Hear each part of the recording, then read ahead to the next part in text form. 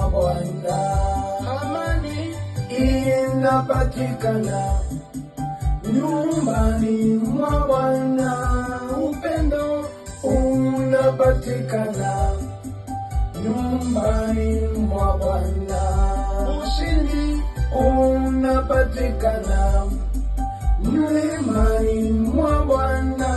Hizo pesa zitapatikana mlimani mwa Bwana.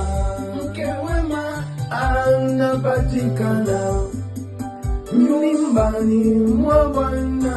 Mume mzuri anapatikana nyumbani mwa Bwana. Wokovu unapatikana Kalvari. Msamaha unapatikana Kalvari.